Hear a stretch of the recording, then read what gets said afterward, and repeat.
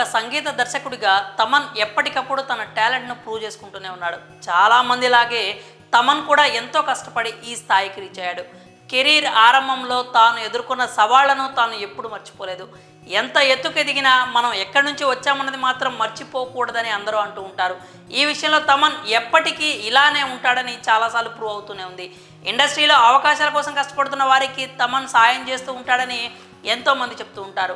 ఇప్పుడు మరోసారి తమన్ తన గొప్ప మనసును చాటుకున్నాడు. టాలెంట్ ఎవరి సొత్తు కాదని, మట్టిలో మాణిక్యాలు చాలానే ఉన్నాయని ఎంతోమంది ఇప్పటికే సోషల్ మీడియాలో నిరూపించుకుంటూనే ఉన్నారు.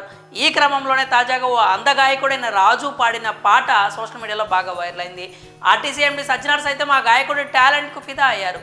ఒకనొక సమయంలో కీరవాణికి విజ్ఞప్తి చేయడం కూడా జరిగింది. ఇక ఆ వీడియోతో పాటు రాజు ఇచ్చిన ఇంటర్వ్యూ కూడా సోషల్ మీడియాలో తెగ వైరల్ అయింది. ఎంతోమంది అతనిని ప్రశంసలతో మెచ్చుకున్నారు. ఇలా అతను సోషల్ మీడియాలో ప్రత్యేక గుర్తింపు తెచ్చుకున్నాడు. ఈ క్రమంలోనే తాజాగా తమన్ వద్దకు ఓ నెటిజన్ రాజు విషయాన్ని తీసుకెళ్లాడు. రాజు టాలెంట్ ని తమన్కు చూపించారు. అలా తమన్ రాజుకి ఒక ప్రామిస్ చేశాడు. అదేంటంటే ఆహాలో స్ట్రీమింగ్ కానున్న తెలుగు ఇండియన్ ఐడల్ సీజన్ 4లో స్టేజ్ పై పాట పాడించే అవకాశాన్ని కల్పిస్తానని చెప్పాడు. అంతేకాకుండా రాజుతో కలిసి అతను కూడా స్టేజ్ మీద ఓ సాంగ్ పాడతానని హామీ ఇచ్చాడట తమన్.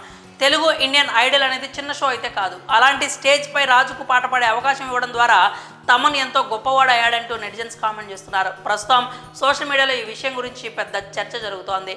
తమన్ గురించి అంతా చాలా పాజిటివ్ కామెంట్స్ చేస్తున్నారు. ఇలాంటి వారిని ఎంకరేజ్ చేయడం చాలా గొప్ప విషయం అని చెప్పి తీరాల్సిందే. ఇక ప్రస్తుతం తమన్ రీసెంట్గా పుష్ప 2 సెట్స్లో జాయిన్ అయ్యాడు. ఇది కాకుండా ఆల్రెడీ బాలయ్య అఖండ 2 మూవీకి కూడా తమన్ వర్క్ చేస్తున్నాడు. ఇక గేమ్ చేంజర్ మూవీకి సైతం తమన్ సంగీతం అందించడం జరిగింది. ఇలా భారీ ఎత్తున అంచనాలు ఉన్న సినిమాలు ప్రేక్షకుల ముందుకు రానున్నాయి. ఇవి ఎలా ఉంటాయో చూడాలి. మరి తమన్ తన గొప్ప మనసును చాటుకున్న విషయంపై మీ అభిప్రాయాలు ఏంటో కామెంట్స్ రూపంలో తెలియజేయండి.